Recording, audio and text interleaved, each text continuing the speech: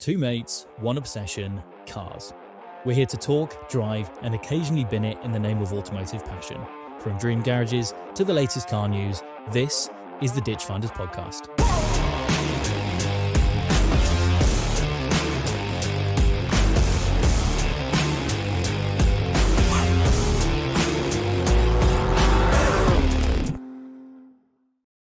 I'm nervous to open this. Yeah, I did explode it a bit. There's a dent. For you. It's fine. Oh, it's going to make a mess. Would you not buy a car with a dent?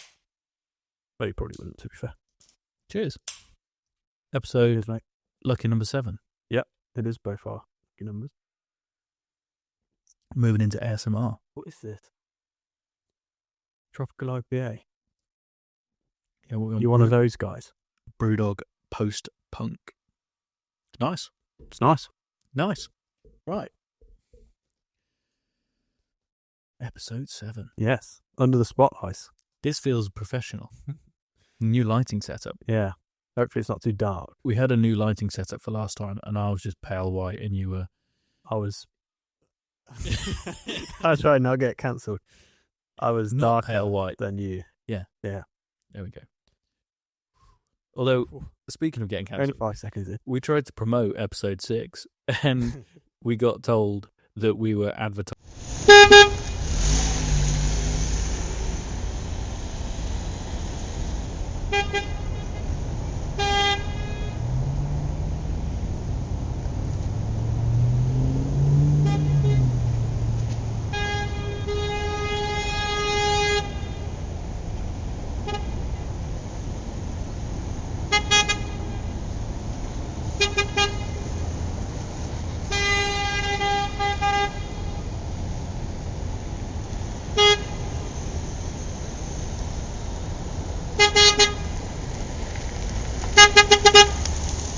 A Q&A from friends and family. I think most podcasts and YouTubers and all that might do a listeners and watchers Q&A, but we don't have many of them.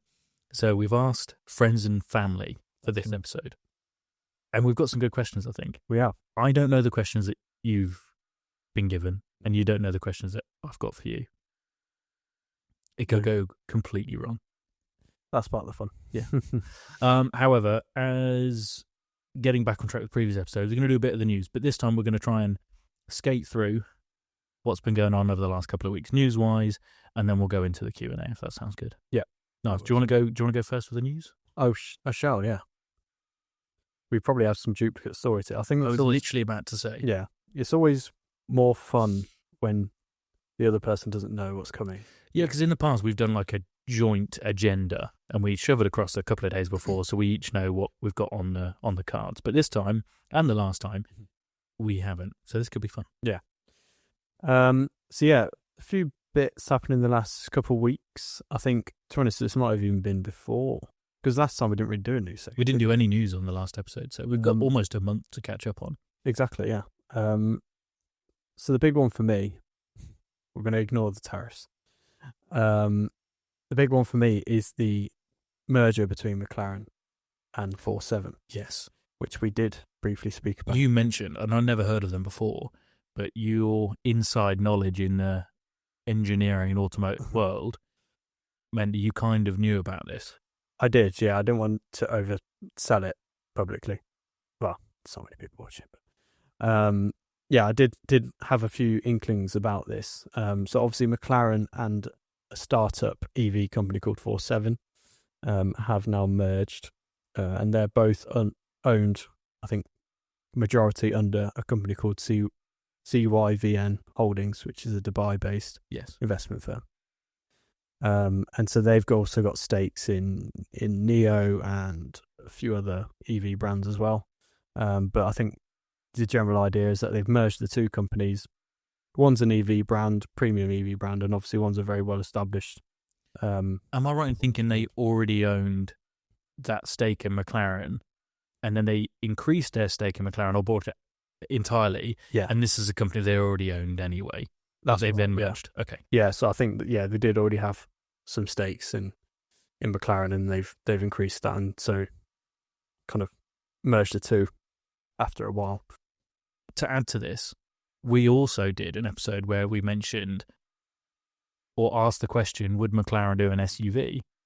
I think this does tie in with McLaren's next phase and potentially a more likelihood of them doing an SUV, given what Aston Martin, Ferrari, Lamborghini have done.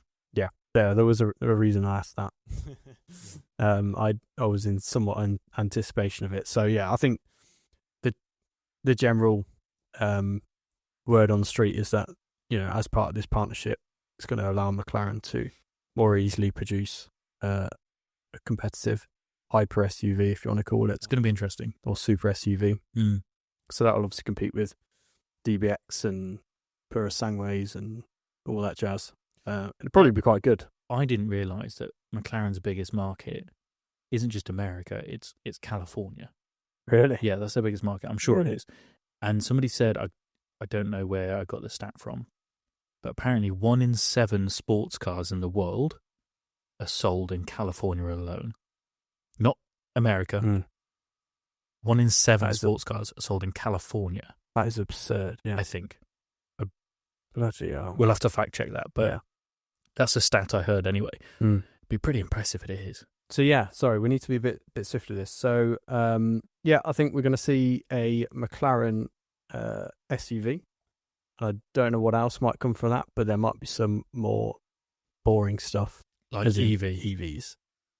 Like a bit of a Lotus vibe when they're releasing coupe saloon things. Be a strange move considering how Lotus is doing. Yeah. Exactly, yeah. Yeah, Lotus, I think they just announced more redundancies. 275, something like that they're making, so they're in the shit. I know Aston Martin are about to make some redundancies, I believe. The industry is kind of turned up on its head at the moment. Yeah, and I don't think the tariffs are helping at all. No, not well. Yeah, that's half the problem, I think.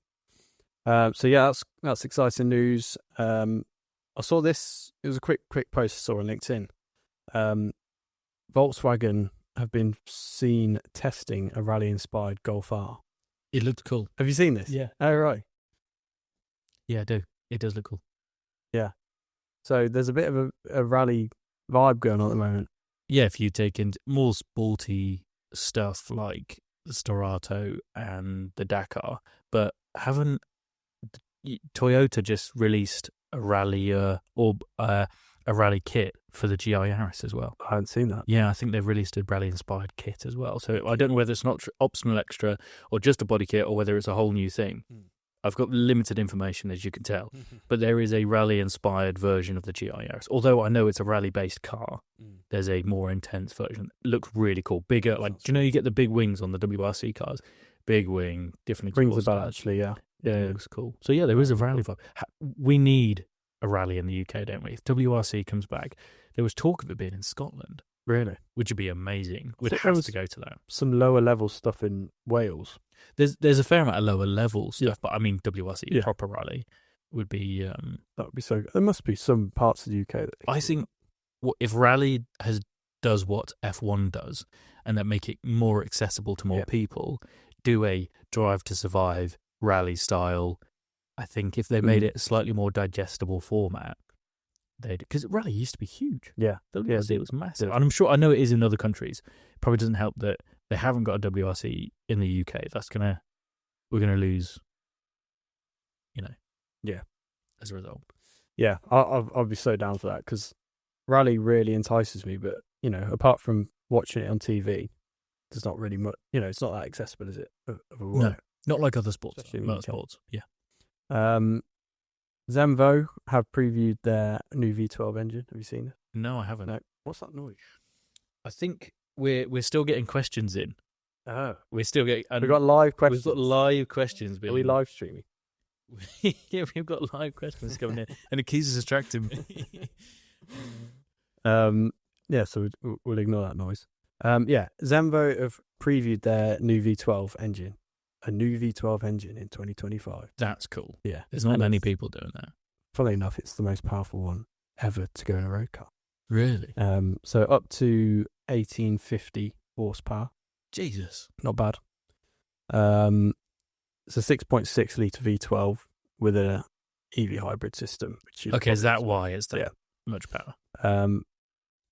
I may be completely wrong here, but I was talking to a colleague at work who had some insight on this, and they said, they said they certainly in the early development stage they were looking at a quad turbo Q12. So I don't know how many turbos it's got now. Maybe 2, maybe 6. I don't know. Probably no more than 2. But yeah, it's kind of classic Zenvo, isn't it? Really. Go big or go home. And so that will go into their Aurora hypercar. There's a few versions of that. Wow. Slightly more road going version and a track version, and it looks bad, mate. Really? Yeah, it looks sick. And that will be at Goodwood Festival of Speed, hopefully in the summer. So I can't wait. We'll be able to see and hear that. Yeah, I can't wait in the flesh. And then the only other one from me was about, it's not a very exciting story, but I don't know if you saw this new Chevrolet Corvette concept car. No. So General Motors has launched a new design studio actually in Leamington Spa down the road from us. Really? Which, yeah, in itself, certainly for someone that's local, it's a bit of a surprise. And I think the team that has started up there designed this concept car, so we'll overlay it if you're watching the video. It looks really, really cool. Not quite like a Corvette as you would imagine. But yeah, they released some concept images of that, and it looks really cool. So who knows? Maybe. But still in a supercar style. Absolutely, yeah. It was like hypercar, almost. Slightly less American. Yeah. From what I can remember, it was very much supercar. We've had a European vibe to it, yeah. Nice. And maybe that's because it's been designed in Europe, maybe. Maybe. The only other one I've just thought that I saw earlier today, press release. I can't remember what the company's called, but it's like one of these retro mod fit companies, and they've launched a rally, again, another rally inspired model of the original Lotus Elise S1. I saw this. Have you seen this? Yes, I did see this. I think it literally came out today. It did. And it's got like a spare wheel on top of the boot, and it's just like another full-on Dakar looking thing, doesn't it? It's just, we need to appreciate these cars whilst they are coming out. Strange thing to do it to an Elise, but they don't really have Lotus don't have a rally heritage, do they? Not at all, to my knowledge. Not that I'm aware of. No. Some weird things happening. There are. Who's going to buy that? I don't know, but cool. If you do, let me know. I'm glad it exists. Yeah. Really cool. Shall I run through a bit of news I've seen? Good. Go on. Audi have released a new internal combustion A6 saloon, 201 brake horsepower, so nothing record breaking, but for 50 grand, and it's really, really sleek, and it just looks like a proper A6 on a proper continuation of what Audi have done in the past, but just modern. Really lovely interior, as Audis often are, and it's got a drag coefficient of just 0.23, which makes it the most slippery combustion-powered Audi to enter production. Really? It's really sleek. It looks really lovely. Is it a saloon? Saloon. 5-door, yeah. Yeah. Really, really nice. Wow. So that's pure combustion. Yeah, combustion. 200 brake. And it was just kind of nice that they're still making them under 50 grand for an A6. I think it's sensible money. Yeah. In today's crazy world. This one's kind of a joint one. Mercedes are proposing and are developing a little G-Wagon. I've seen something on this, yeah. Entering at about 70k, and they're really ramping up development now, apparently. But I think it's going to be electric. Okay. To match this, Land Rover are going to, this is all coming in 2027, are going to do a Defender Sport, which I think is also going to be electric. And that's like a baby Defender. I think I saw this as well, yeah.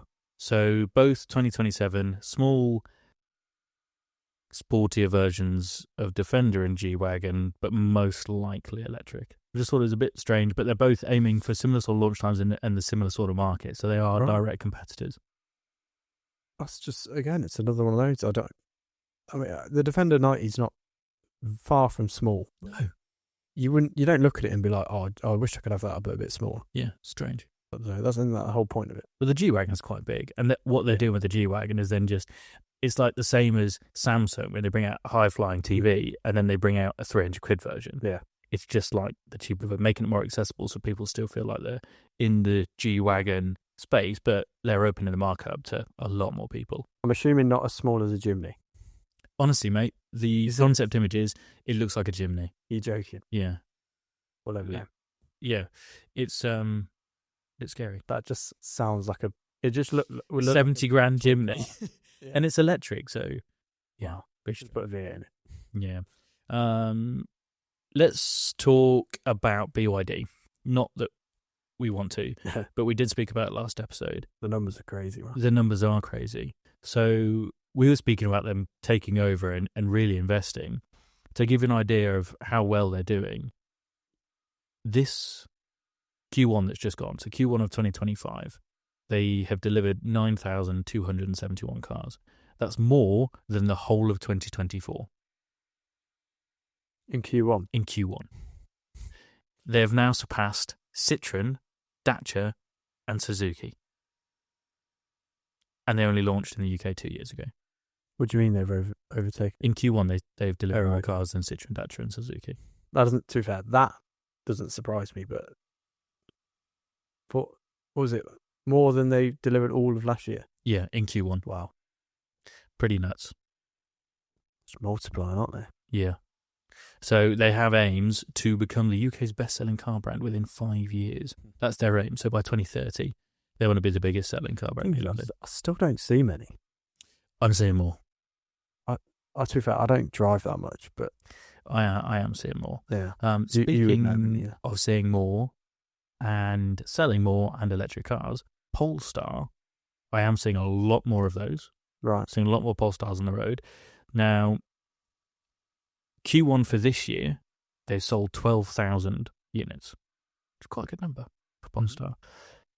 Q1 for last year was just shy of 7,000. So they've almost doubled number of cars sold. That's probably mostly because of the model. Is it the Model 3, the newer one? Yeah. Or the 2? I can't remember. Yeah, 3. And I think that falls quite nicely within benefit in kind and all these comfy car tech schemes. That's a really nice car.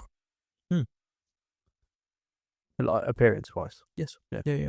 I don't think none of the Polestars are offensive, are they? No, not at all. Not like some of these electric cars. I think they have the problem for me coming from a marketing and branding background.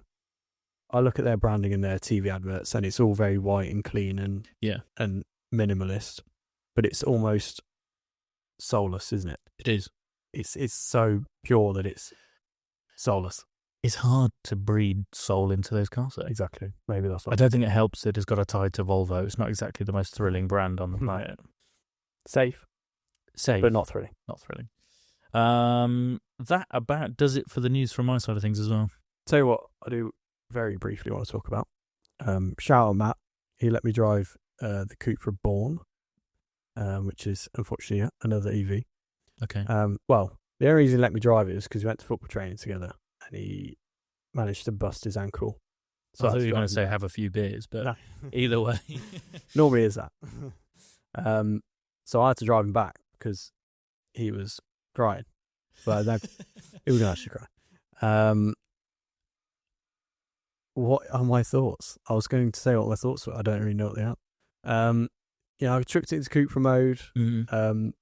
That initial surge when you just plant your foot, you probably feel it in the Tesla a bit. I think Matt said they're around 300 horsepower, something like that. Okay. So they got some horsepower behind. That initial surge and 20 to 40, that first 2 seconds is you can't really match that in a quite cool. In a similar horsepower combustion car. And it's just after that point it just goes numb and doesn't even feel fast. Yes. It's really strange. Once you get that initial torque, and then it's just like you're just a passenger, like there's nothing even happening. No. And it's really weird. So yeah, I can very much see why people. So what's the Born? Is it a hatchback? Is it? That is the ID3. Okay. The Volkswagen ID3 hatchback. Yeah. It's quite a big hatchback, isn't it? It's quite big, yeah, and quite heavy. I love what they do in terms of the interiors of the Cupras, the materials they use, and kind of the ambient lighting and stuff. It's all really cool, and like the screen's really modern. It's nice. This is another one of those brands that I struggle to identify with because it's another kind of what I would class as a spin-off brand. It's a Seat spin-off brand, isn't Yeah. it? Same with Polestar. I don't have. I guess the same with DS. It was obviously a Citroen, but now it's a spin-off. I don't hear anything about them, but I know what you mean. Yeah, but the whole thing confuses me. They try and become their own entity, don't they? Yeah. Alpine, in some respects, is a spin-off, but I see that as more of an independent than I do maybe. And it's got that heritage, you know. Yeah. Whereas I struggle with Polestar. I struggle with Cupra. I think Cupra has cemented itself, and they've been pretty aggressive with it. They have. Basically, they almost rebranding all of their dealerships to Cupra, and they do say it's kind of crazy how they flip Seat on the head like that. Yeah. I might be slightly wrong there, but from what I can tell, certainly in the UK, they're pushing Cupra more than Seat. You know, and Cupra's a smaller segment because it's generally more. It's not more high performance because they do a lot of the same engines. But it was the performance arm too. But it was, every car, but when it started, was a 2-litre turbo. Yeah. I know they're doing like 1.5 hybrids and all that. Yeah. Boring stuff. But they do look better. But they are doing some fun stuff, some funky stuff, aren't they, as well? So it's not just all boring.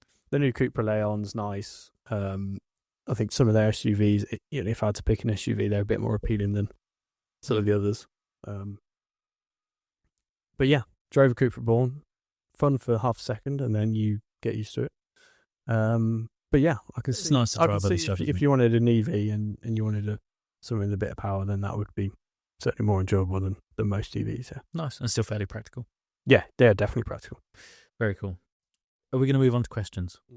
How are we going to do this? Do we want to back and forth it? One at a time? I don't know. I think you've got more than me. Just ask the live stream, mate. They're still flying in. I need to add it. Were they actually questions? Yeah, it was genuinely a question. It says, sorry, forgot to reply to this. Am I too late? I put, not at all. Recording now. Go, go, go. Let me add this one in here. So, shall I kick things off? Kick things off. I have to say, I only asked a few people, but the boys have delivered. They actually asked some very good questions. We'll start with Matt, who kindly let me drive his car. I hope your ankle's okay, Matt. His first question. I don't know where we're going to go with this. Okay. You have a 20 grand budget each. And okay, he's not written this very well. You have a 20 grand budget each, and you're going to have a drag race. And whoever wins gets 100 grand. Just add a bit of an incentive in there. Okay. What cars are you picking and what mods are you making? So you could pick like a 5 grand car and do 15 grand's worth of mods, but I don't know how well you're going to know the price of mods. Oh, man, there's so much to think about here. I know. Also, there's the thing about a 20 grand car to win 100 grand is an interesting prospect. Yeah. In itself. But we'll ignore that. Should we make this a reality? Yeah, who can we have someone sponsor us with 100 grand, please? We could probably get 20 grand cars, but okay. So if I'm going to think aloud, because this is obviously we're doing this on the spot, so without cutting and shutting, I'll try and it's not going to be talk through my guys. Talk through my process. So we've got 20 grand, and you can either spend it on a car plus mods or just the car for 20 grand. Yes. Instantly, you've got to go something forward drive. In my mind, it's drag race. So I say this: the car I've got in mind isn't forward drive. Carry on. Okay. Well, how long's the drag race actually? Is it quarter mile? It's probably going to be quarter mile, isn't it? I'm going to have to let you answer the question first, whilst I still try and think your way, because otherwise we're going to have long pauses between questions. We might have to cut. Might have to cut and shut this episode. We'll see. So I'm going to cheat here slightly, and I still don't think it would be the fastest car, but I think a good outside the box answer would actually be a Tesla Model 3 dual motor. I actually thought you're not going to get them for 20 grand, are you? I think you can get them for 20 second grand. hand. I would guess you could get them for around 20 grand. Maybe not a dual motor, I don't know. But I think that would be an outside pick if you could. You probably could actually. Second hand, you probably could. Certainly off the line, that would. Because the dual motors are probably 50, 55 grand. Oh, really? Yeah. Because I did search it earlier, and I'm sure some came up. But you might be able to do the quarter mile, and then it would run out of battery because it's second hand. But you probably would be able to do. But that's not going to be my answer. But I'm just saying that's probably possible. Thinking down the electric route. The car I think of, and I can't believe you can get one for under 20 grand anyway, and I'll do some mods to it, is an F10 M5. Okay. So rear wheel drive, Yes. but it's an F10 M5. Yes. It's got over, 550 horsepower out of the box? 4.4 or 4.8 P? 4.4. It's 4.4 V8. Okay. Yeah. And you could probably, so I think you could probably pick up a pretty naff high mileage one for under 20k. Yeah. And I'm just going to pretend that you've got a spare couple grand for a tune. Okay. I think that'd be a great car to do. So I'm guessing 600 odd horsepower. That would probably be, do you reckon that 12, that many horsepower? 11 and a half, 12 second quarter mile. It might be quicker than that. Oh, mate, there's so much to think about here. You've had plenty of time. I've burbled on enough.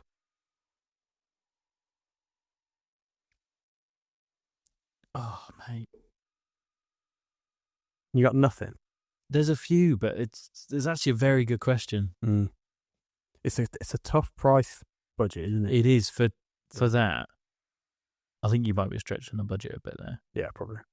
Especially with your tune. You can have it stock. I'm going to buy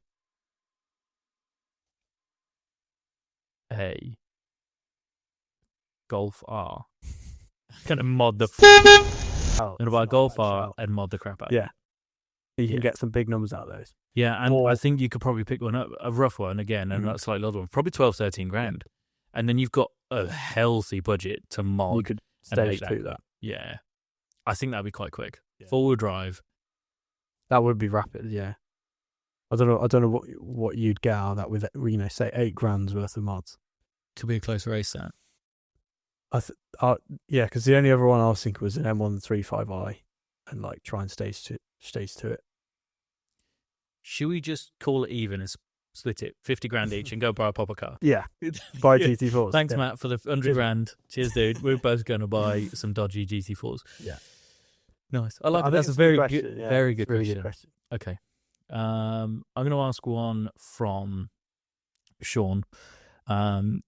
He wants to know, what's the most suspicious thing you've ever had in your glove box that might raise police officer's eyebrow?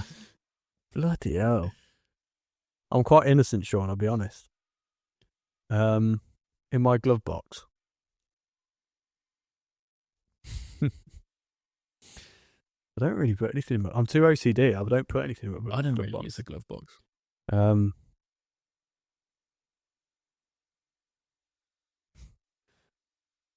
No, I don't want to say that. You got to go and say it. We can always edit it out. There's probably been a friend that's put something in there that the police wouldn't like at some point. Probably, but I wouldn't know. Fair enough. And it's nothing I do. Other than that, I've currently got a pen in mine. Bloody hell. Arrest him. That's about as crazy as I get. Okay. Another one from Sean. What's your... Mine? What's your answer? I thought this was just for you. Oh, right. These You picked the wrong person, Sean. Yeah. Have I anything dodgy in my glove? Good question there. I don't know. No, probably not. I don't really use the glove box. No, these are more aimed at you. Right.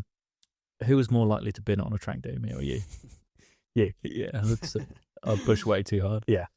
I'd be quicker, but I would bin it. Yeah. That's not how you Up for do the debate. race. Yes, it would definitely be you.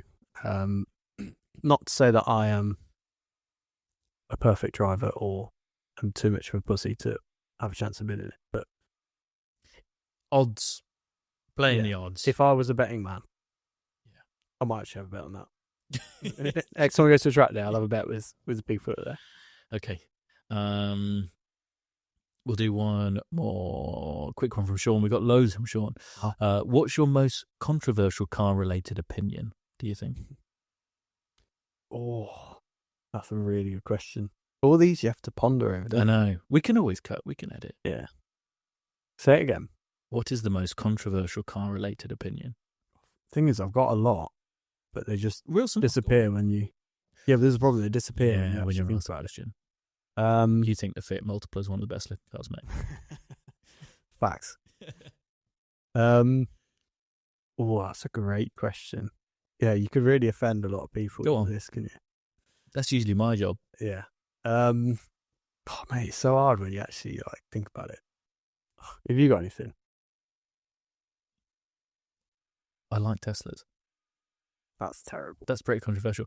Only because I've used one and done 15,000 miles on one now. Yeah. And for what I use it for, it's very good. And so I actually like it for that. I've got one. Go on. I really like the look of the new Renault Scenic. Oh, no. I wasn't expecting that. I literally pointed out to my parents on a journey once. Was in white. They had a Renault Megane, didn't they? So Yeah, they did. The new Renault Scenic, mate. Don't sleep on it. Anything else controversial? Car related, motorsport related. It's just gone to the depths of my mind.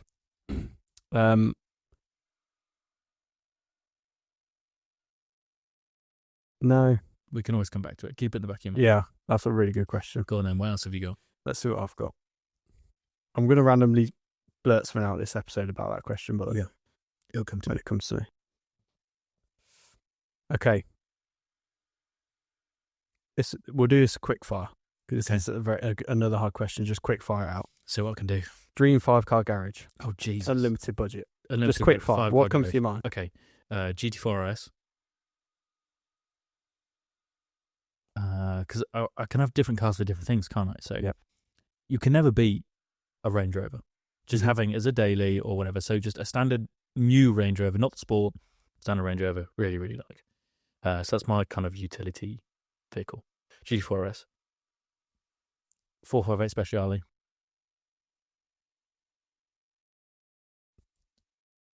.992 GT3 Touring. There's going to be a lot of Porsche. If I throw a hypercar in there, McLaren P1. Yep. Over a laugh. Yeah. I got a 458 Speciale.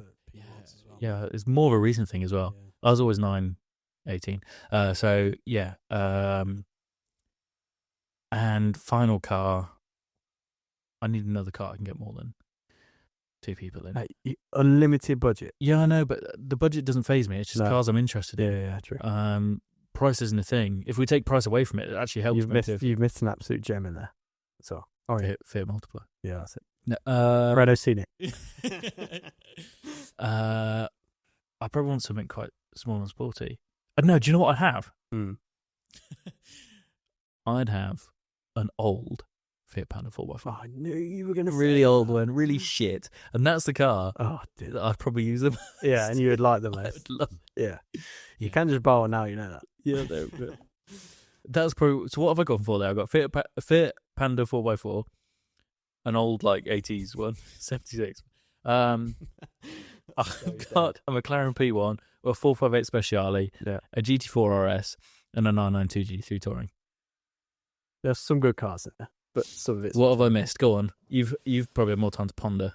E46 M3 CSL. Oh, mate, what a car. I would 100% get one of those. I know it's cliche. I would go 250 short wheelbase. Okay. Ferrari. Yeah. It's just... You gold digger. One of the most... It's one of the most expensive and also one of the most beautiful cars. It is a pretty car. I'd definitely get a Zonda of some sort. I've always had a thing for a Zonda. You really are going budgetless. Yes, mate. So I'd get some sort of special edition Zonda. Maybe even a Zonda RF if I had it in my own racetrack.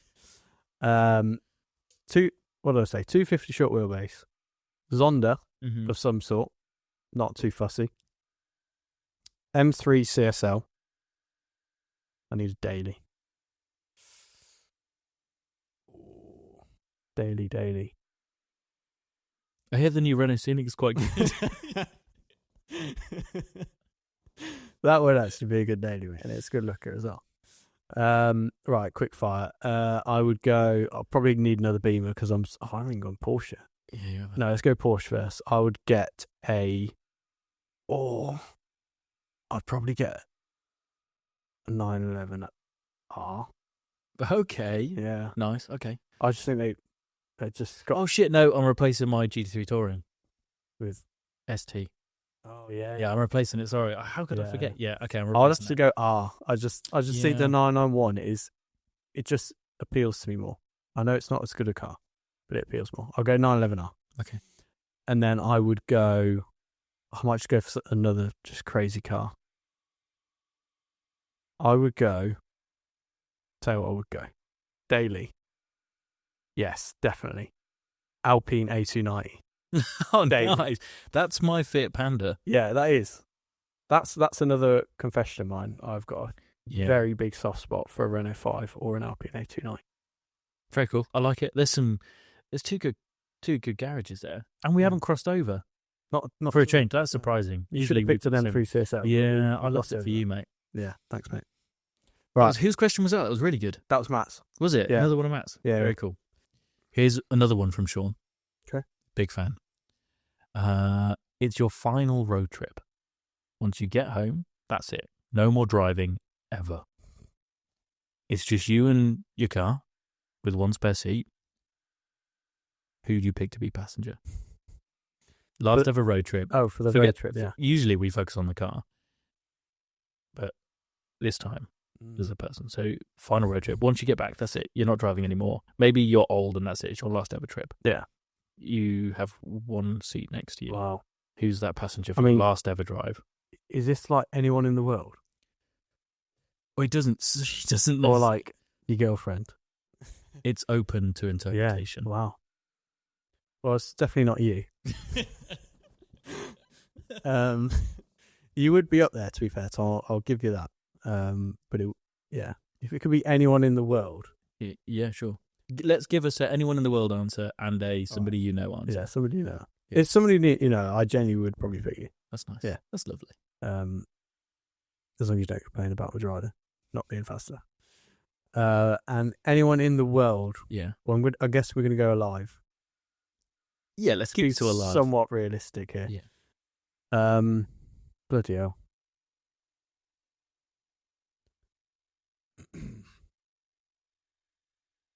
My head goes straight to motorsport.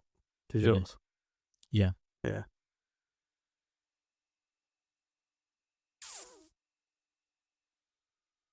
Yeah. Lewis Hamilton, very easy answer. He's boring. I think it'd be really boring. Not that interested. Yeah, it'd be a boring conversation. It would. It would have to be someone with a bit of character. Who would you pick? Marc Marquez. Is that a GP? MotoGP 8-time world champion. He is hilarious. You'd have the most fun. Every time he wins a race or does very well, they have a massive party in the garage and they dance and they play music and it is a party all the time. It's amazing. So much fun. And he just constantly laughs and has the best time. So I pick Marc Marquez. Sounds like a good We'd have a good time, mate. Yeah. I don't think you'd be able to scare him when you're driving. Be too used to it. Oh, yeah. There's no chance. I think a good shout would actually be Danny Ricciardo.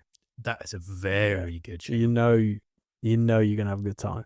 That is exactly the same lines as Marquez. Same reason. Yeah. And we're going to have similar interests. So you're going to be able to chat and talk about stuff. Yeah. And have fun. Danny Ricciardo for me. It'd be good if you wanted to swap driving. Yeah, it would be.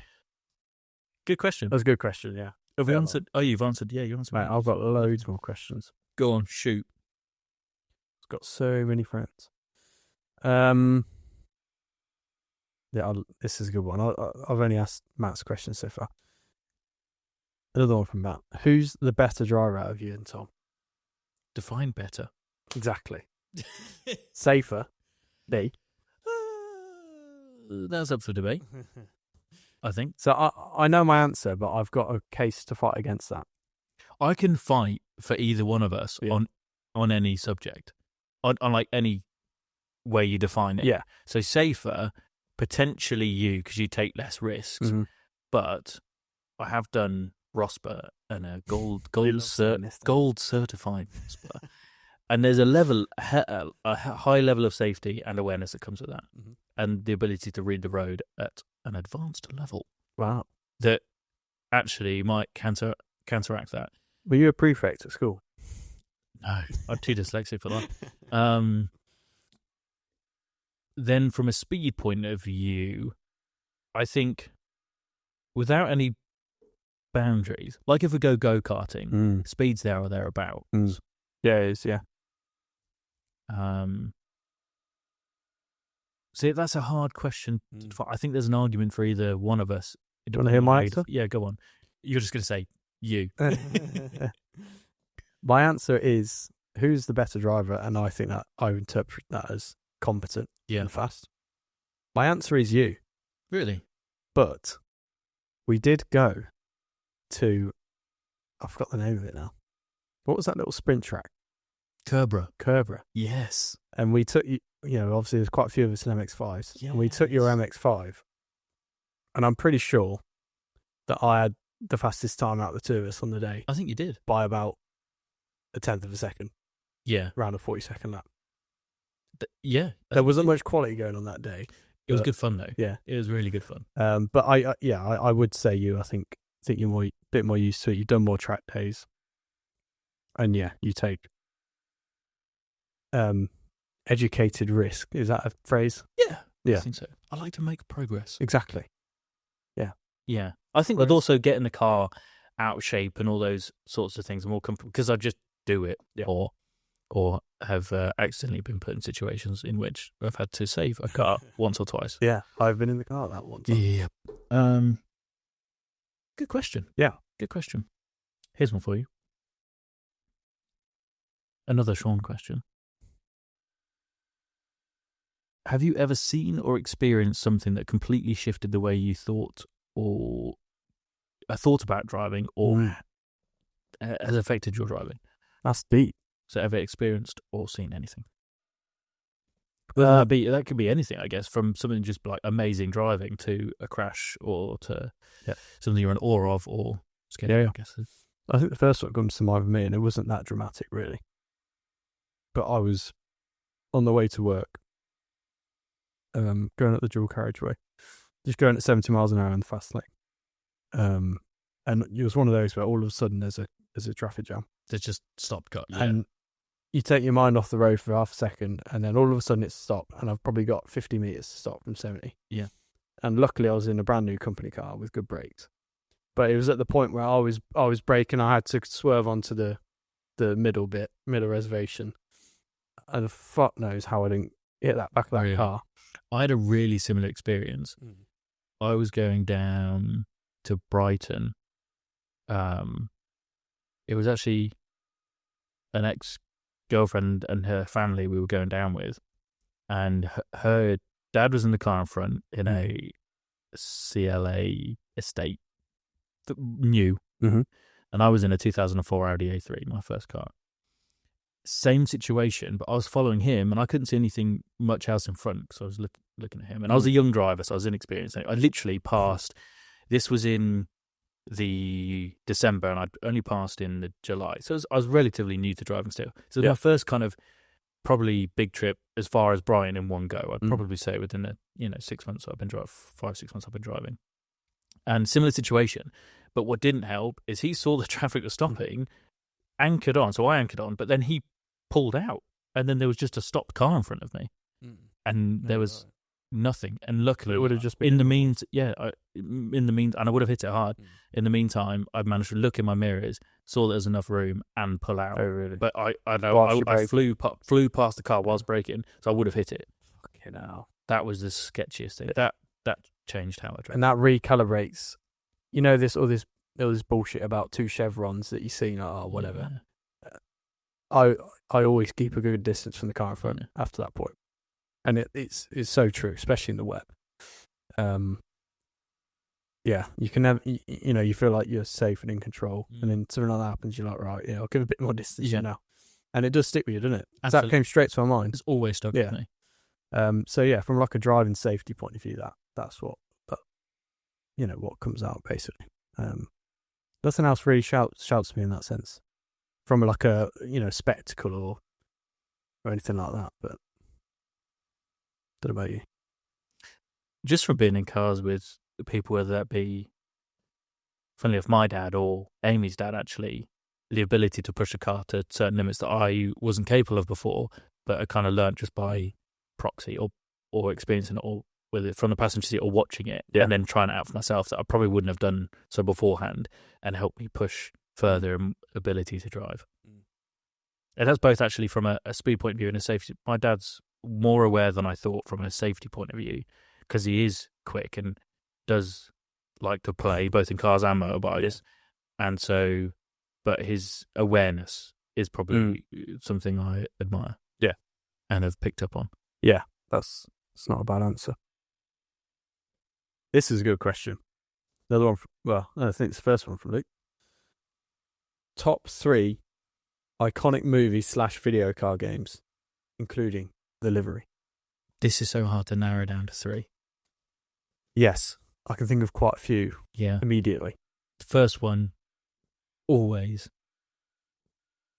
Need for Speed Most Wanted, that E46 M3. Yeah. That's going to be, for me, the most iconic livery and game car. Yeah. That I always go to. You see the real life versions of it, and everyone hypes it, don't they? So big time. it's quite an understated livery in the grand scheme of things in terms of the colours. It's just like blue and silver. It's effective. Yeah. It's really effective. Yeah. Second for me, from a car game point of view, it's funny, you actually put it in the group chat the other day, it's not really a livery, but it's a car that had a massive impact on me, and a game that had a massive impact on me, and that's the intro to Forza Horizon 2 and that yellow Lamborghini Huracan. Yeah. That scene. It's not livery at all, is it? It's just it's just the colour. Paint, but that car in particular, and that scene, I play a lot in my head. I think that alone has given us a soft spot for the Huracan. Massively. We're not massive Lambo guys. But that's an influence for this. That game, that whole thing that's what if we could do anything in real life, would be that game. Yeah. Cars in a festival. Yeah. In Italy. It's unbelievable. Yeah. The map, the cars, everything about that game was everything. If we stay on the game theme, for me, Forza Motorsport 3 and Forza Motorsport 4, 3 having the Audi R8 on the cover, 4 having the 458 not Speciale, just the standard. The red 458, yeah. Those I hold quite close. They're kind of, I think for our generation, there are poster cars. We don't really have posters. We have game cars. I think we might have said this before. Those two are pretty significant for me. I know we've gone over 3 already, and we're only on game cars, but those are significant. Yeah. Yeah, for me, it is most of those, to be fair.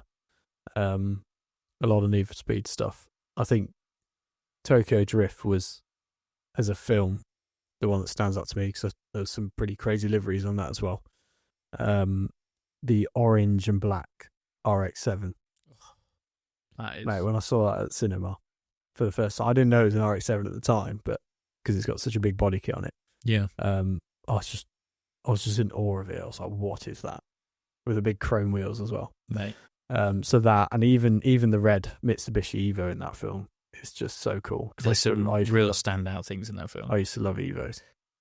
Film-wise for me, and I'm not a massive American car fan, but the Mustang and Need for Speed with Aaron Paul really stands out for me. And it was in like a classic livery as well, right? But it just worked so well. That body kit, everything about it. And the film, the way it was shot. Yeah. And there's some awesome things in that, isn't there?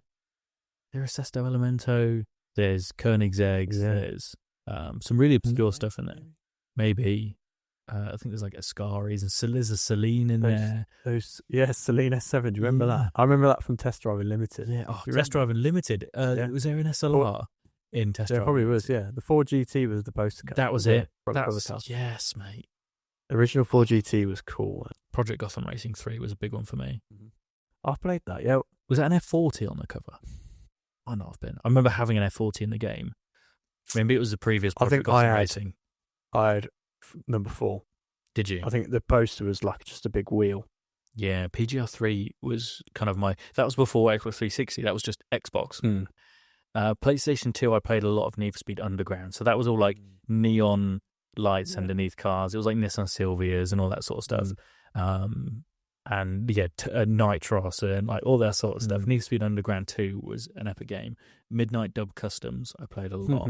God, I could talk about games. But did not have the big truck on the front. Yes. So that it was like an Escalade, or so. It might have even been a Hummer. No, it was a Hummer. Oh, is it? It was a Hummer with chrome wheels. Yeah. sure it was a I Hummer. remember something Chrome. like there's some big SUV Yeah. truck thing. Midnight Dog Customs. Hmm. Something like that. Yeah. What a game. Yeah. Yeah, but there's no specific car that stands out for me like Need for Speed Most Wanted. Yeah. That for me. That is so iconic for us, isn't it? Yeah. Well, that's the car that's on my desktop. Is it? Yeah. Yeah, it's my That's when you know. wallpaper. Yeah. Yeah, we are recording. Yeah, I think that's a good question, Luke. Very Thank you for good that. question. You got another one, Tom? I don't know if I've asked this already. Question from Charlie. Why are you so slow? Is that to me or you? I assume it's to me. Yeah. Thank you, Charlie. It's because you've got the quickest R53 Mini Cooper S in the country. That's why, Charlie. It's bloody quick. It's rapid. It's quicker than my Z4 in a straight line. It's not that much slower than mine. No. Cayman. It's rapid. Yeah, it's unbelievable. Obviously, it's so light. And he wants to do more to it as well. Good. So watch this space. Yeah. Question from my dad to you. You got £1 million Right. to spend on 3 cars. Go. Bloody hell. Yeah, I want to go big. I want to go big for the first car. Probably use up most of the budget. Go with my ammo. Or maybe I could start from the easier, cheaper cars. Yeah, go with that. I'm And see what going. you're left with. Here we go. Alpine A110. 40 grand? 40, 50 grand, yeah. Okay. Fuck it, we'll buy a new one. Go for a nice one. Go 50 grand. Yeah. Why not? 60 grand for a brand new You've one. got $1 million. We'll get an all new A110. Mm-hmm. I need something a bit more practical. Renault Scenic, maybe. Something like that. Something more practical. I would go for a X5M. Nice. Yeah, as the daily. Very nice. So that's second-hand one, 60 grand for a pretty new one. I think, yeah. Depends which. I think for another 50 grand, you could pick up a nice one. Yeah. Let's call it 100 grand. You Yeah, got 100 grand. 900 grand left. 900. Bloody hell. We have to find something that's worth that much now. We've still got questions rolling in now. Have we? Yeah, mate. The live stream's That's what those noises still are. going. Yeah. Nice. 900 grand. Bloody hell. Tell you what is 900 grand. Or it might even be more than that now. Go on. A Carrera GT. Yeah, I think, you're there or thereabouts. That would be Oh, fucking cool. Yeah. Yeah. Carrera GT. Here's another question from Dad that I think it's addressed to me, but I think we should both answer it because it's a really good question.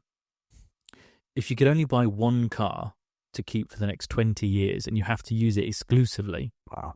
you've got a budget of 125 grand, what would you choose?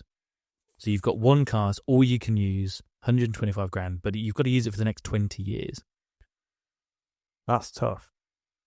Because you could really do yourself over if you pick something impractical now and you have kids down the line. It's a very good point. I know that's probably thinking a bit too far in the future, but 20 years. Thinking very responsibly there. When we're going to put... I went straight to 458 Italia. Renault Scenic, mate. That's the last time I said. It's a really good question because it's a really healthy budget, but you're stuck with that car for 20 years, Yes, and it's exclusive. How brave do you go? Instantly, I think M car from an exclusive point of view, covering all aspects. M3 Touring. M3 120 Touring grand. is a fantastic shout, Yeah, it's a no-brainer. but I prefer older, more analog cars. If it's the only car I can use, Yeah. Has to tickle every automotive fancy. so I'm going to go for a 991 GT3 Touring. Terrible. Because it's got 2 back seats. Yeah. If you're amputated. Yeah, but kids, at least, Yeah. let's say I have kids in 5 years. They're good for 10 years. No That's pressure. 15 years out of 20 years that they're right in the back. Yeah. It's aggressive, but I rate it. Yeah. Because I've got the best of both worlds then. Yeah, you could literally do everything. Little bit of practicality. Front boot's massive. Could you get golf clubs in it? Yeah, if you folded the clubs in half. You can't fold a metal golf club, Tom. You can get, I don't play golf, that's not a problem. You could get them in the back, no problem. Yeah. I can get 2 sets of golf clubs Really? in the Cayman. Yeah. It's impressive. Yes, and the trolley in the front. Really? Yeah, is extremely impressive. I'd go 991 GT3 Touring because that covers all aspects. It's sporty. You afforded 991. Might have a couple of miles on it, mate. A 992 you can pick up for 140. Wow. So I'm sure you'll be able to get it. Yeah, you probably would. I would go M3 Touring. Good shout. Yeah, I just think that's a no-brainer. Good question. I've got a few from Jake that I want You've to got ask. plenty from Jake. Let's quick fire these somewhat, even though they're quite deep questions. I'll do my best. Plans for motorsport events this year. What we've been to before and what we're planning on going to. Straight off the bat, we're both going to Goodwood with Jake. With Jake. And your brother and Luke. Really looking forward to that. That's a highlight of the calendar. I'm so excited. Yeah. I haven't been for like 6 years. I've never been. You've never been. So it's... Oh, mate, you're literally going to be in heaven. I'm going to be a kid in a sweet shop. It's just the content, mate. I can't wait. So we've both got that. I've been... I always follow extremely closely MotoGP. And I would have liked to have gone to one this year. I don't think I'm going to get the chance. I've been following Formula One way closer than I ever have done. You have. To the point of every practice, every qualifying, every race I've been on top of. And it's part of my kind of routine on certain days, whether MotoGP's on or Formula One or both. So You want to go to any of that one? I would love to go to Silverstone. We'll see. I kind of know someone that I can get last minute tickets through and get some deals on some hospitality stuff. If the deals are good enough and I'm around, then I would like to do that. Nice. So that'd be quite cool. You're already going, aren't you? Yeah, I'm going on Sunday. Nice. So I'll see you there. Whilst you're waving from your hospitality suite. We'll see. We'll see. Have we got anything else planned motorsport this year? I'll tell you what we do have potentially planned. And we won't go into too much detail. Yes. But you have an inside link at some sort of motorsport day. To British GT Cup. Nice. We've got access to pretty much anyone that we want to go to by the sounds of things. We're early doors conversations with us going and supporting one of the teams in its media capacity. Yeah, shall we say? We'll call it that. So, and also getting the chance to get some content for ourselves and just go and enjoy it. Do exactly what we wanted to do with this, and that's just indulge in anything more. And get access. Access, basically. And this is exactly what the idea was behind this. So, British GT Cup, we won't give too much information away, but it's one of the teams that has done extremely well in the first round at Donington. And, yeah, we're planning to hopefully go along with them at Silverstone, get kind of behind the scenes access and footage and just do a full on day in the life of a British GT Cup or team. Yeah. It's kind of as much as we can say at the moment, isn't it? Yeah. But yeah, I kind of forgot about that. So motorsport wise, hopefully that will join the list. That'd be seriously. As for anything else, I do want to do some just generic going as a visitor to like British touring. Yeah, cars that'd be cool. Stuff. So hopefully we can put some of that in there and give us some talking points. Absolutely. Goodwood, whilst on the subject, what manufacturers are you most excited to see and our hill climb predictions? I haven't thought about it too much. I'm trying not to put any... I'm trying to go with an open mind and just go and indulge and take it in. I think there's going to be a lot to take in and a lot to do, so I don't want to hype myself up for anything specific. I almost don't want to look and just, as it comes at me, take it in and enjoy it. On the same mindset, I think it's the exclusive stuff that you'd never see on the road that I look forward to the most. Yes. F1 cars and other race cars. I look forward to seeing that Zenvo Aurora go up. That'd be insane. It's more going to be the next gen stuff that is going to be the stuff that I'm not have experienced yet. I'm really lucky with what I do in my day job. I get to experience some pretty crazy stuff. So on a daily basis, I get to see some cool stuff and experience cool stuff. Maybe not always moving. So that would be really nice to hear and see certain cars, whether they be race cars that you don't ever get to necessarily hear, but going up the hill climb is just unbelievable. Mm. So looking forward to that. Really looking forward to that. In terms of hill climb predictions, there's always something new that just, like last year, it was that Red Bull van thing. I think that was the fastest, and it's hard to predict, isn't it? But wasn't there a Rolls Royce that went up crazy quick as well? A Rolls Royce? I'm sure there was. I can't remember. Either... I just remember that Red Bull van that was the fastest car, and it was a van. Yeah. But yeah, it was an EV, of course.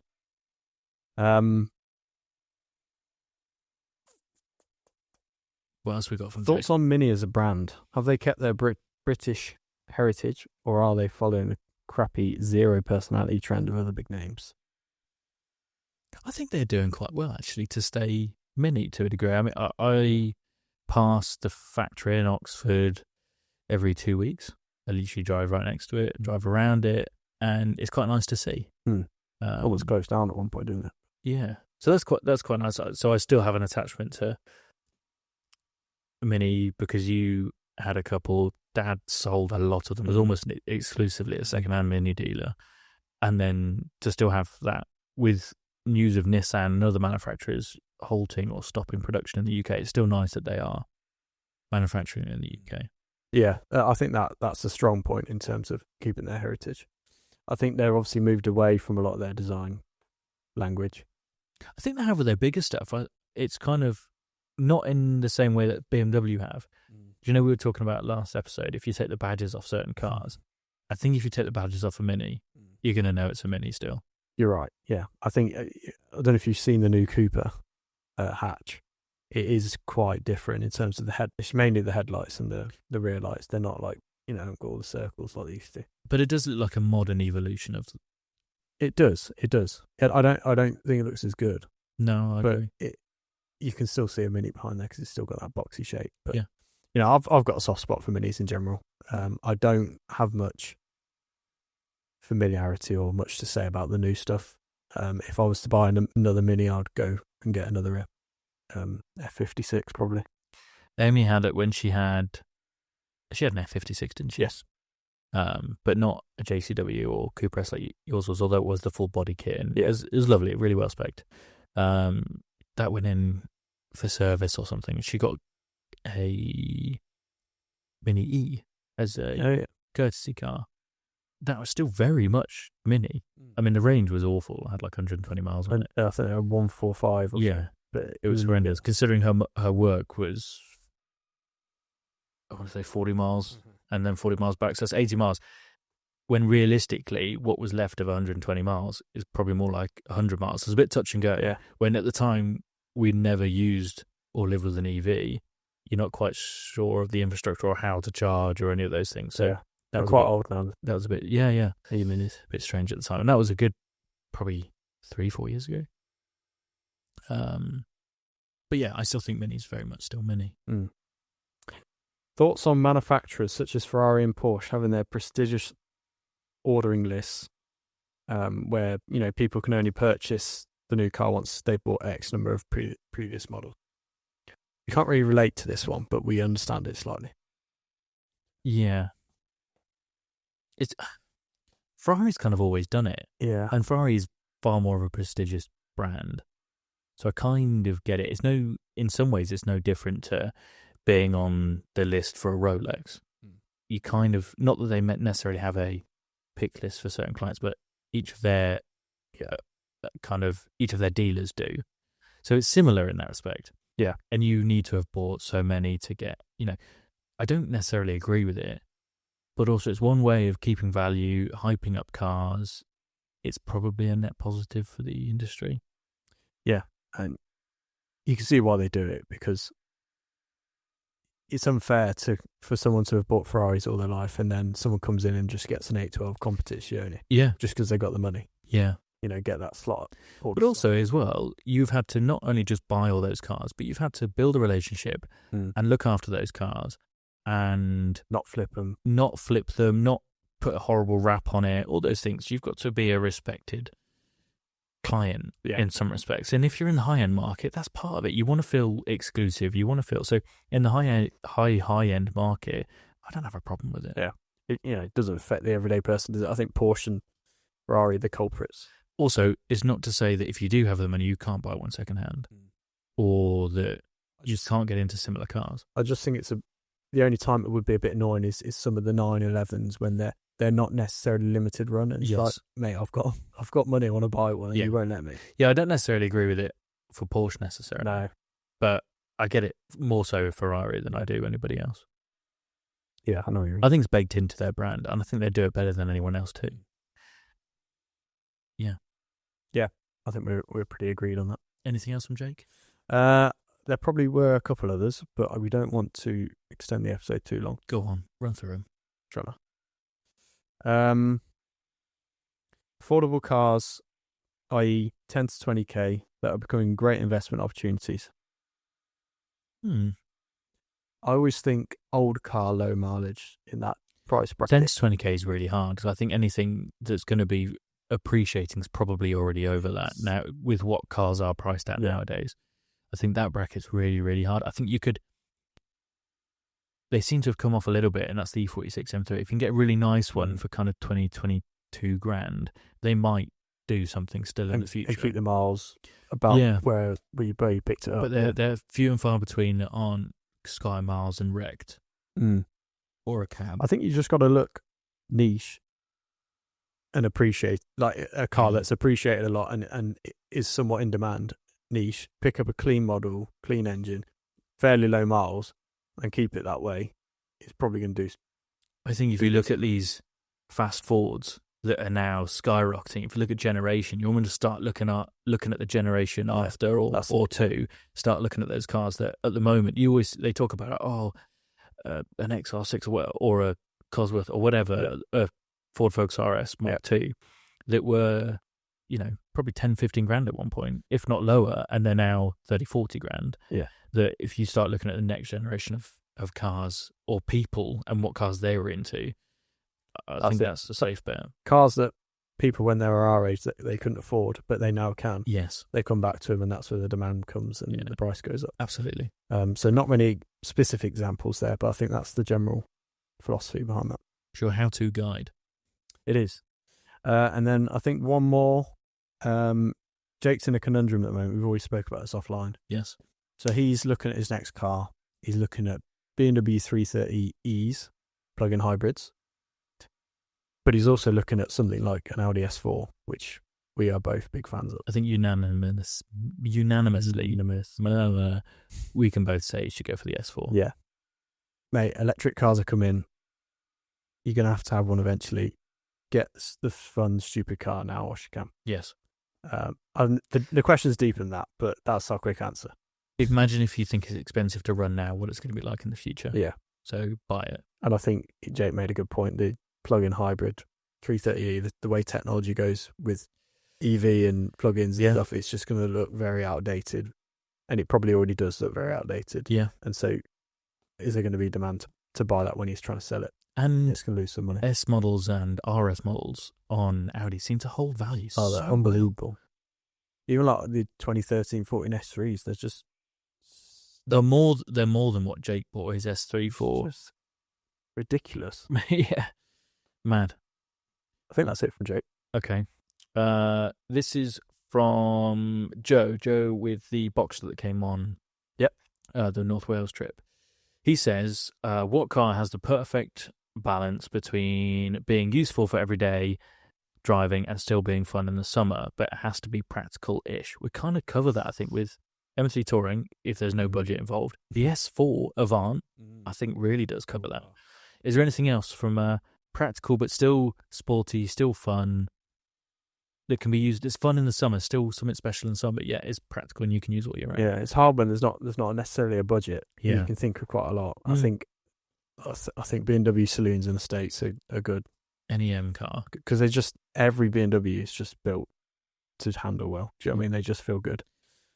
What else? I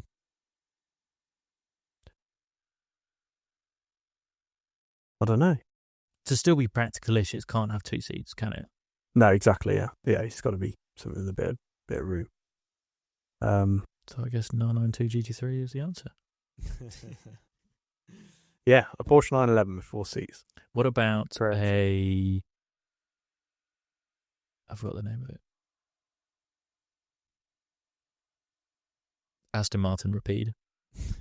It's cool. That is a cool car. I've definitely grown to appreciate those. Yeah. It's practical. Yeah. Fit for people, but yet still special and sporty. Yeah. Boom. There you go. Nailed it on the head. Nailed it. There you go. Okay, we've had some last minute questions come in. Live on air. Wow. There's loads here. We ain't got time. We're going to go through it. These are from Mum. I haven't read this. I'm reading it out live. Joe, if you had to buy a car for Tom, whether it's based on what you think he'd like or what you think would suit him, what would you buy? You've got a budget of 25 grand. 25. Yeah. An old Fiat Panda. I know he'd like one of those. Thinking more logically, you need a Beamer, mate. You really do need a Beamer. You like an M2. Yes. Yeah, definitely an M2. I could get an E46 on that budget. I think you'd like a Z4M Coupe. Not a bad shout. BMW. I think you'd really gel with that. I just think I need to get in an M car. Yeah, you do. And a Beamer. You definitely do. I think you're right. Other than that, I think you've got a soft spot for an Audi as well. I think an S4 you would really like as a daily. S4 Avant. Or an S3 or something sporty like that. If I could and could afford a daily as well as the Cayman, then yeah, I'd really like. Would you? Yeah. Is that close enough? Yeah, like it. Yeah. There's a couple of kind of non-car questions here because we haven't had any of those. So we'll shove one of those on. Show a bit of personality. Joe, you met Tom at college whilst you were meant to be doing A-levels. That didn't go well for either of you. If college wasn't where you met, where would it be? Probably on the dance floor in Smack. Yeah. Tom trying to show his dancing moves. Yeah, mate. Genuinely, probably, if it was around that time, probably a nightclub. Probably. If it was more nowadays, I definitely would walk past you at Cafe Machine at some point. Yeah, we definitely 100%. I would have heard you talking from a mile away, I think. Yeah, probably Catherine Machine, mate. Or ripping down the A46. Yeah, probably. Here's another one from Mum. Good question. Joe, I know how much you love coming on our family holidays and dressing up and wearing pink flip-flops. You love holding hands with Sam on the beach. What else would you like to do on our next family holiday? Bloody hell. If I'm invited, I'm just the laughing stock. Yes, unfortunately, it did all happen. It was all against my will. Debatable. I did also get stung by a jellyfish and peed on it, and that made it worse. That was another point of amusement. I would love to come on holiday with you guys again, though. To be fair, that was a good time last time. We'll make it happen. But yeah, I'm gonna steer clear of Sam, I think. Okay. A question from Cade, my youngest little brother, a 7-year-old little brother. Heaven. Which car best suits your haircut? Never thought of that before. Can't say I have. Best suits my haircut. I've still probably got a bit. I used to have a proper Justin Bieber. You did, and it's not too far off that still these days. It's like a mini Biebs. Yeah. So what car would Justin Bieber drive? That's my question. Probably that new electric Jag. Yeah. The new Type 00. Yeah. Jag. There you go. Maybe an Audi TT. Also hairdresser. Z4's not a million miles. Z4, mate, you're already there. I'm there. You're already there. Nice. Yeah. Cool. That's a good question. There was another one that came through. Actually, I think it might have been that question that inspired me, because inspired a question for myself, because we haven't gone on long enough already. Not necessarily on haircuts, but we've talked about this before. Cars that suit each other. forget kind of price and what they do in daily or whatever. I think cars do suit people. Certain cars do suit people. Yeah. Match a car up to me. I'll do one for you. Basically answered this now. I guess budget aside. Yeah. Like, almost like the car version of me. Yeah. I wouldn't say a Porsche. They're too precision to match with your personality. So in a bit more wayward. Okay. I just think you BMW and Audi. I always think that you're just Mr. BMW or Mr. Audi. Okay. I would say an E92 M3. Nice. Bit of rowdiness as a Always V8. Yeah, always making noise. Yep. Always going wrong. And a bit sketchy sometimes. Yeah. But a good car if you can keep it under control. I would say, yeah, an E92 M3, an Audi RS6, maybe. Okay. I think it's a bit big, actually. It's a bit big. Yeah, I'm not a big guy. No. Again, I'll come back to it. Z4M Coupe. Okay. You need to have a go at one of those. Yeah, I do. Other than that, probably a Range Rover. What? Because you're posh. Just British. Okay. Yeah, I'll take those. Yeah. For you, I've never thought about this before. I mean, I've thought about cars that would suit you. And I think about like people that turn up in cars and they drive, like almost like turning up in Cafe Machine. Yeah. See them and they're like, oh, that car suits them. And then if I think about you as a car, I think German from a precision engineering has to be right, like things for a reason and they have to be so. But I think, might have been a little bit sporty and a bit fun, but you know your boundaries, you know your limits, and you stay within your comfort zone. Yeah. So something that's somewhat precision, that's not going to go wrong, that's, whereas other cars and people might have massive peaks and troughs in their emotional state or what they're willing to do or comfort zone. Yours is narrower, but you're happy and comfortable with that. So I would say... Not my therapist. An AMG GT. Oh, really? Because it's not the rowdiest or the craziest. Yeah. But it's it'll do I know what you mean. a bit of everything. It's sporty, but it's very precise and it does what it needs to do and it will never go wrong because it's German engineering and it's a little bit autistic. It's got a bit of the tism. God, it's like a therapy appointment. What do you think? Yeah. Does that make sense? The only caveat is that I've never really been a Merc guy. No, you haven't. Yeah. If we overlook that, I exactly know what you mean. Yeah? Yeah, I do, to be fair. Nice. Well done. Thank you. I've got autism, apparently. I've got ADHD. Can we say that? I don't even know. I don't know. I've probably got ADHD. You've got autism. Yeah. And it's... So we've probably been cancelled about 3 times this episode. It's a record. It's a good go. It's a good go, mate. I've really enjoyed that. Yeah. Can I thank everyone that sent in a question and indulged us in this? We literally had to miss a few questions out, I think. Some of it's really last minute as well. Me asking people and getting some last minute responses. So thank you very much to those who have. It's been really good fun. Hopefully we'll get to do it again. I really enjoyed that. I was looking forward to it on the way over. Me too. I was actually thinking today, I've driven my car over the weekend and cleaned 6 or 7 cars. Then I've been playing on the racing sim on F1 and Forza. I've been looking at Auto Trader for cars for Jake, and I just generally do look at Auto Trader. Then I wanted to schedule this in because I obviously bugger off to Spain tomorrow. I wanted to make sure we've got an episode in, and the amount, and obviously my day job is constantly servicing the automotive industry, and it's still not enough. And then we've added doing this to it, and then do not get bored of it. No.